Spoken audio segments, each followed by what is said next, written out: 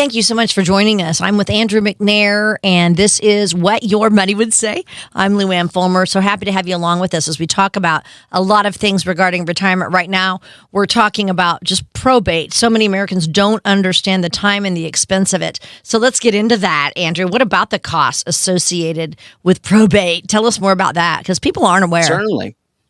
What people don't realize is there's probatable assets and there's non-probatable assets. If you have life insurance policies, 401ks, and IRAs that have beneficiary designations, oftentimes the ones that have beneficiary designations, they're not going to go through probate. But sadly, many families haven't went to the 4 credit unions and banks that they deal with, and there's some accounts that don't have any beneficiaries. And I would encourage you today, if you are listening, to go make sure that all of your bank accounts and credit unions, all the accounts there have a primary, a contingent, and a tertiary beneficiary listed. It's one of the highest laws in the land, meaning that if you have one child in 1984, but then you end up having 2 more additional children, and your will says that you have 3 children, well, that one bank account that still has that one child, that's who's going to receive that checking account. So it's very important that you get this right. And so if you have probatable assets to the tune of $1 million estate, 3% is the reasonable attorney's fees, and that could be $30,000. No one plans for bureaucracy, but this is what happens, Luann. When someone passes away, their legacy could take 11 to 16 months, meaning they could be buried in 11 days, but their legacy and estate could take 11 to 16 months to finally be settled. And to me, that's a shame. And that's why a good, efficient estate plan is so important. And that's where we talk with clients about life estates, ladybird deeds, and trusts to own your property to avoid or sidestep probate altogether. And this is why we have an estate planning attorney. This is all he does. He doesn't do DUIs on the weekend. Like, all he does is estate planning. Andrew, because people are so confused and misinformed about this, do you guys hold events about estate and legacy planning? That's a great question, Luann. So we have community events throughout the year. We're doing it at the Bayview Center, at the Fairhope Library. We're having events at Grand Marlin. We do these events at restaurants and in community centers to get the word out that it doesn't have to be this way if you're proactive. And again, no one wants to talk about their death and disability. I mean, it's not a Monday to-do list kind of item. But if we can get ahead of it and just share with families that it's actually not as bad as you think it is. We're just going to ask you about your wishes, find out what you want to have, and then make sure that all of your investments have the proper beneficiaries listed, the ones that make sense. Like, some assets belong in a trust while some assets don't belong in a trust. And we're going to help families fund those legal documents correctly. And that's why I believe that this is so important that this is done in synergy. Most people have a financial advisor. They maybe have an attorney. They have a CPA, and these professionals don't even know each other, let alone talk about that client-specific situation. And so when I started interning at a financial firm at 14, I thought there's got to be a better way. Families should not be getting conflicting advice. And sadly, between the cracks, so many items get left undone. Because no one's being held accountable as a quarterback to take care of this. And that's when I said, if this was my place, we would do it differently. Oh. So I encourage you to check your beneficiaries and make sure that you have the documents you need. Okay, so to listeners who are tuning in, they don't want their loved ones confused, about what's going to happen after they pass. What should they be doing? What could they do now? Probably just start talking about it, right? Yeah, I mean, let's have a conversation with our spouse. Let's make sure that we're all on the same page of what percentage is going to go to charity, what percentage is going to my niece and nephew. If we have to make end-of-life decisions, who do you want to make those decisions? Well, probably my son that's a nurse. I want them to make the medical decisions. I probably want my daughter, who's an accountant, making the financial decisions. As long as they have generally all good integrity, I need one who has proximity. Ideally, I want the person that's closest to me if they have integrity. And so it's trying to decide on who makes the most sense in each of these roles. And then we want to make sure that we take good inventory. And this is one thing I encourage you to do at home or have my team do for you, is we build every family what we call our swan binder. And our swan binder has all of your legal documents, your financial documents, as well as your insurance documents and tax documents. Because one of the biggest mistakes I think that happens is we accumulate over a 30-year retirement a lot of stuff, and some good stuff and some are junk, but a lot of people accumulate a financial statements, and they might have an IRA from 1985 that's already moved to a different financial institution, but they're keeping that paperwork around, which when they pass away, they're not there to explain it.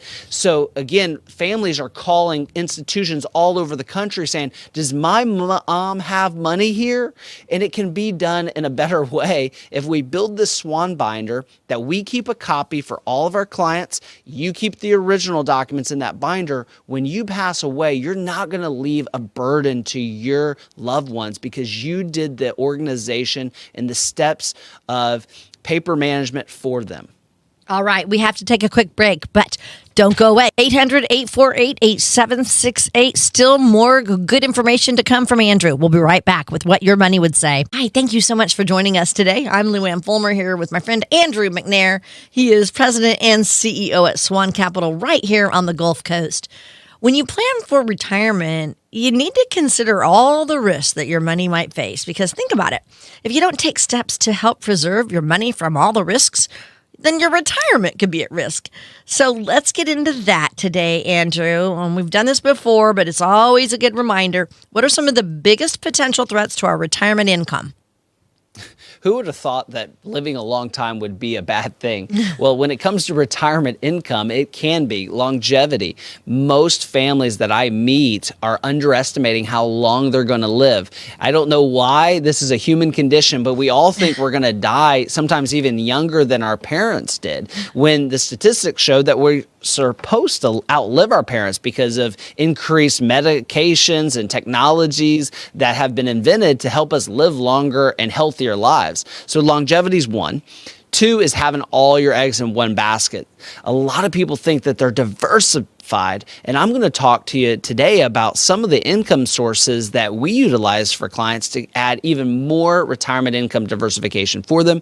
Three is underestimating taxes. We're in a historically low tax situation right now. Our national debt is at historic monumental levels, and our actual taxes, our income as a country is at historically low. So that is called an imbalance that eventually will get balanced and resort to the mean.